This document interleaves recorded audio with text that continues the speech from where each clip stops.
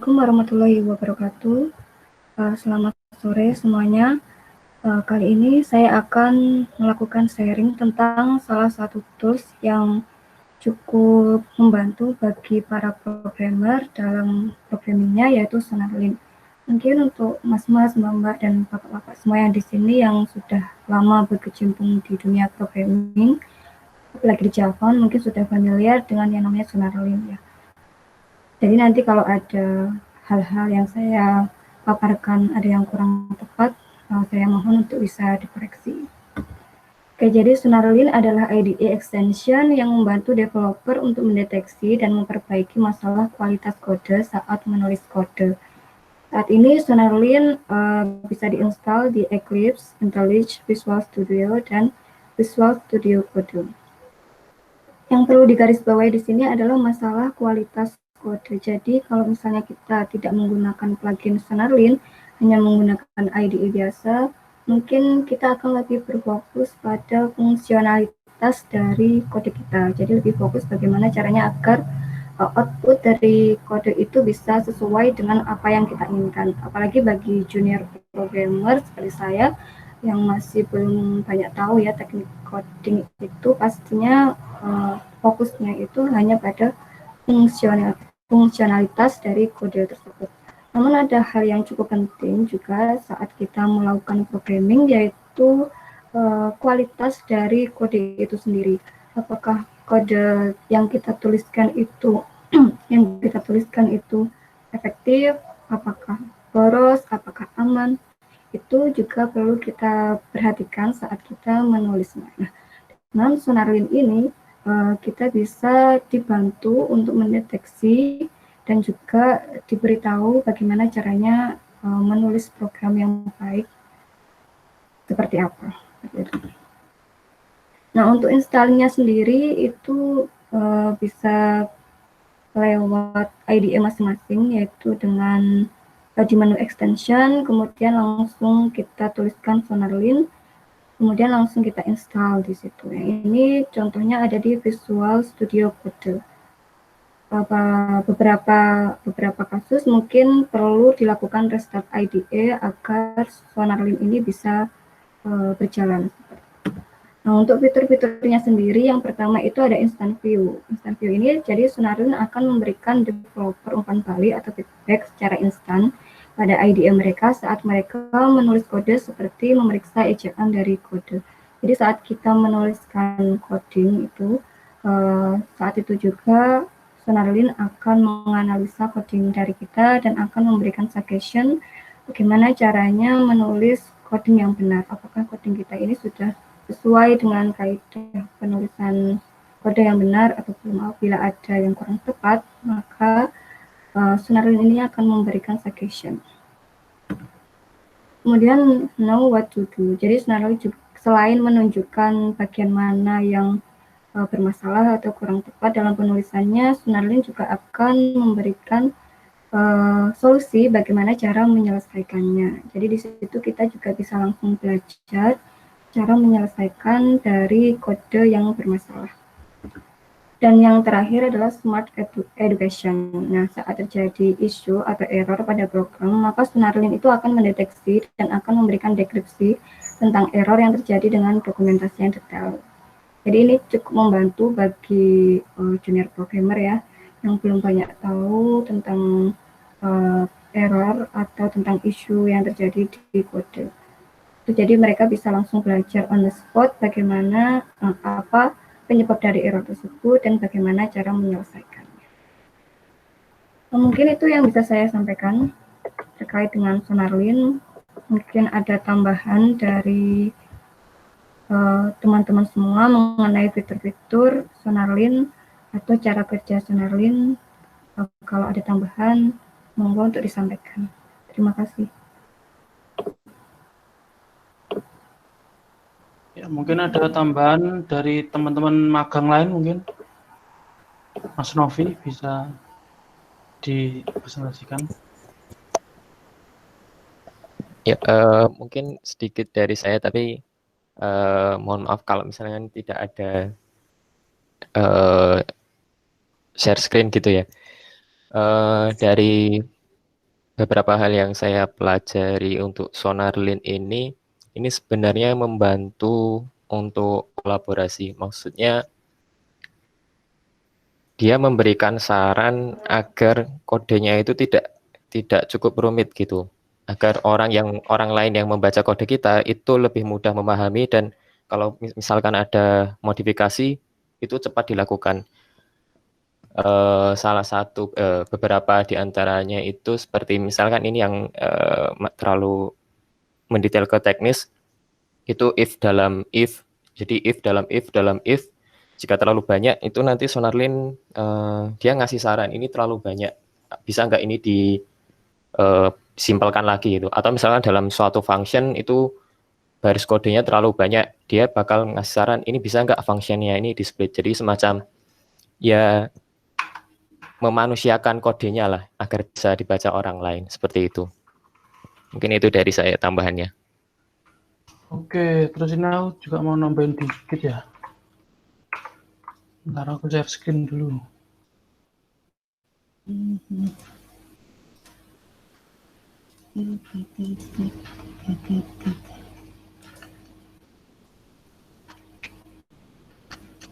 Udah kelihatan kan ini ya?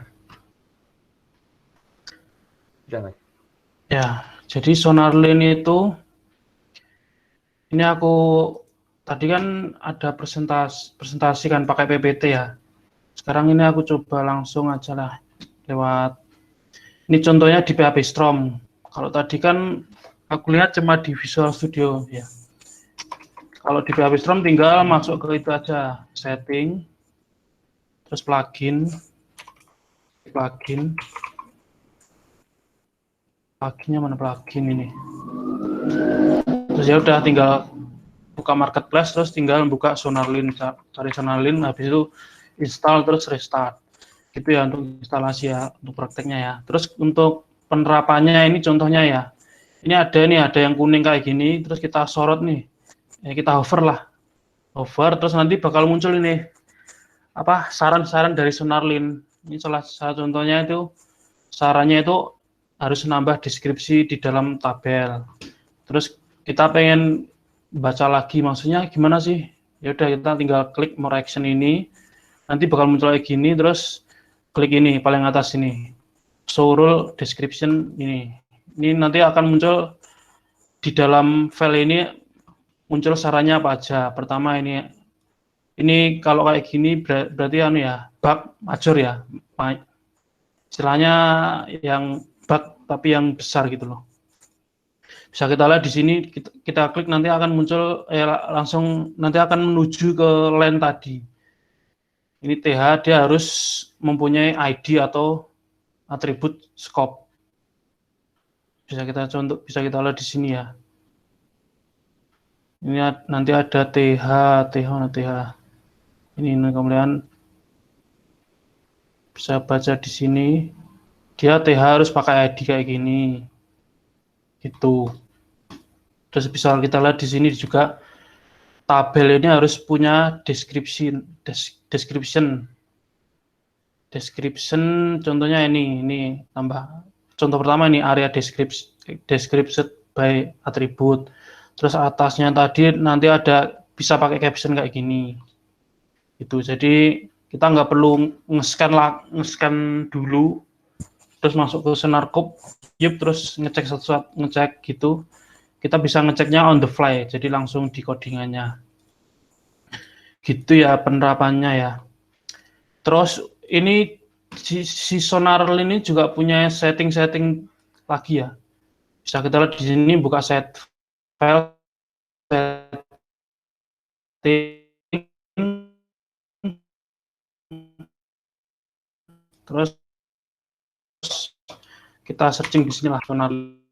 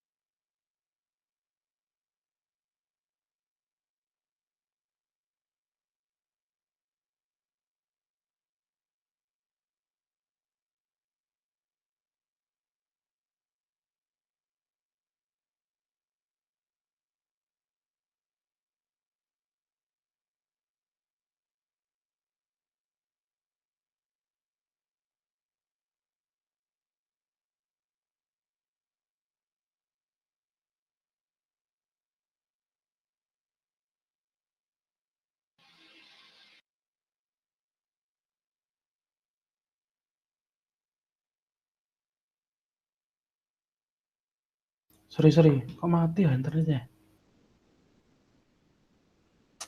Ya.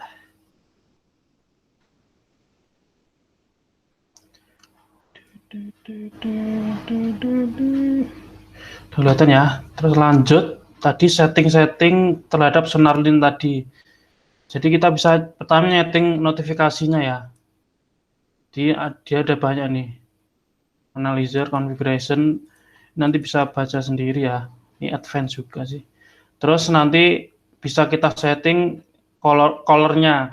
Misal kritikal, kita pengennya kalau kritikal itu warnanya merah. Udah tinggal kita ganti di sini aja.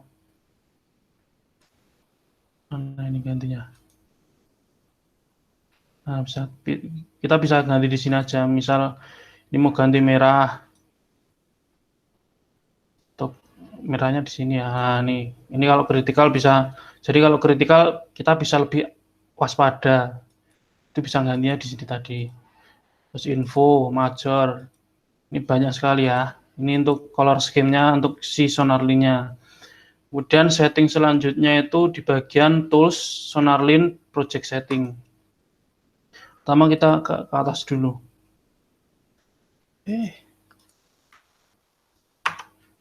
Nah, ke atas dulu ini nanti bisa kalau saya belum buka ini ya.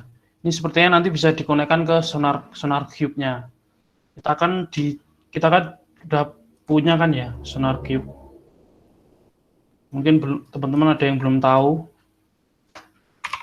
Terutama yang tim magang, kita itu juga punya Sonar Cube sendiri.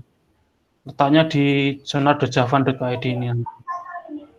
Itu terus nanti selain itu settingnya kita bisa nyeting exclusion-nya mau kita apa aja. Misal kalau PHP, kalau Laravel itu berarti kita harus nge-exclude folder vendor.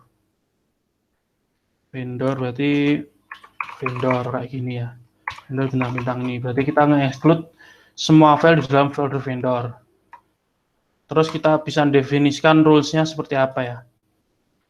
Ini bisa kita, kalau yang tadi misal tabel tadi, kalau kita ngira itu udah benar karena itu bawaan Laravel kan udah kayak gitu kan ya. Ya berarti kita harus nyari di sini.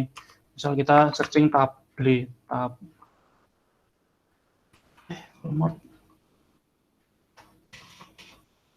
ya. Kalau tabel kita pengennya itu nggak pengen ada deskripsi, kita bisa uncheck seperti ini. Kita bisa uncheck, nanti otomatis yang error tadi ini nanti bakal hilang. Ini kan hilang kan, jadi nggak warna kuning lagi gitu. Itu tentang rules ya. Ini banyak juga. Terus ini nanti ada project settingnya. Kalau yang ini saya juga belum sampai sini ya ngeceknya ya. Ini exclusion sama kayak tadi, properties ini belum ngecek. Itu ya, mungkin ada yang ditanyain atau ada yang mau menambahkan, udah pernah nemu ini fungsi tersembunyi di SonarLink, mungkin ada yang bisa disampaikan. Tadi ada yang open mic siapa ya tadi? Itu, ada yang ditanyakan? Halo, Nan. Ya, halo. Aku mau tanya, Nan, terkait ini, kaitannya dengan Sonar Cube. Jadi, ya. Tadi kan kayaknya bisa integrasi ya. Itu bentuk integrasinya seperti apa ya? Apakah akan, maksudku, error ataupun warning yang ada di Sonar Cube akan identik gitu dengan yang ada di SonarLink ini ya? Ya, itu... Jadi di Sonar Cube, bentar aku buka ya. Sonar Javan. Misal kita buka LMS UI aja lah ya. LMS muncul ya. Ini kita buka LMS UI. Terus kita buka general. Nah, di Sonar Cube ini dia ada juga yang namanya itu. Mana tadi? ini exclusion ini. Otomatis kalau kita pengen integrasikan ya kita ngopi exclusion ini ke dalam tadi. Dalam bagian ini, file exclusion ini. Kita definisikan satu-satu gitu sih. Itu untuk exclusion-nya. Terus untuk rule-nya juga, kalau rule-nya ini aku nggak nemu di Sonar Cube ini, belum nemu saya. Bagian nyeting rule itu di bagian mana saya belum ngerti. Ya, maksudnya kan kalau di Sonar Cube kan jadi rapot gitu kan, jadi rapotnya kita tuh terkait penilaian kualitas. Nah, kalau misalnya rapotnya ini lagi jelek tuh, nah apakah Sonarlin ini gimana sih caranya dia ngebantu untuk memperbaiki rapot yang ada di Sonar Cube gitu? Sejauh apa sih bisa sinkronnya gitu? Karena kan sama kan, ada major, ada minor, ada bugs, ada hot smell gitu nggak sih? Iya, sama kan tadi. Ada kan tadi. Ya, gimana Sonarlin ini bisa membantu, memudahkan untuk memperbaiki rapot di Sonar Cube gitu. Jadi flow-nya kayak gini ya. Misal nih di Sonar Cube kita nemuin bugs mana tadi bugnya? Ini bugs. Kita dapat laporan nih dari analis atau apa gitu. Oh, ini ada line ini, file ini, di line ini dia ada error, ya udah. Kita nanti menuju ke line tadi, terus kita cari line tadi, terus nanti bakal muncul kayak gini ya, warna kuning kayak gini. Terus kita tinggal ngeliat aja nih saran dari Sonarlin seperti apa. Jadi gitu ya untuk sinkronnya. Kalau nggak pakai Sonarlin ini kan, kalau kita nggak pakai Sonarlin, otomatis kita harus bolak-balik nih. Oh, ini line-nya kayak gini, terus kita membuka ini, sarannya seperti ini. Sarannya itu bagian ini this issue. Gitu, jadi lebih memudahkan aja sih, jadi biar kita nggak bolak-balik aja. Melihat saran dari ini, itu salah satu contohnya ya.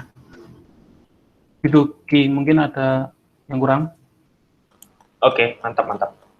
Ya, gitu ya. Terus tadi aku nemu juga itu, ini sepertinya Sonarlin ini juga bisa dikoneksikan ke Sonar Cube kita ya. Tapi ya untuk itunya saya belum ngotak-ngatik sampai ke situnya ya. Ini kan bisa kita cek ya. Jadi nanti bisa connect ke Sonar Cube-nya kita. Tapi ini belum ngecek gimana. Minimal sih yang kita coding tuh nggak memperjelek Sonar Cube-nya ya. Jadi seringkali kan kalau di project tuh ya kita nambah coding, tapi di Sonar Java-nya juga jadi nambah rapot jeleknya itu sih. Ya, jadi istilahnya memperkecil rapot jeleknya. Karena ketika kita ngoding kan kita juga udah diberitahu nih oleh sonarnya, diberi warna kuning kayak gini, sarannya gimana gitu. Itu sih istilah memperkecil gitu sih error di Sonar. Gitu mungkin yang lain ada yang ditanyain atau ada tambahan?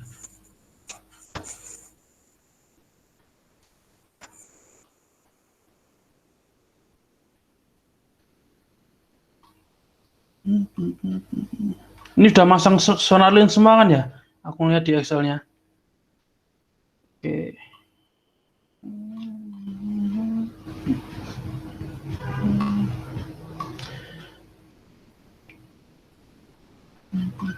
Ya kalau nggak ada yang ditambahin atau pertanyaan mungkin bisa kita akhiri.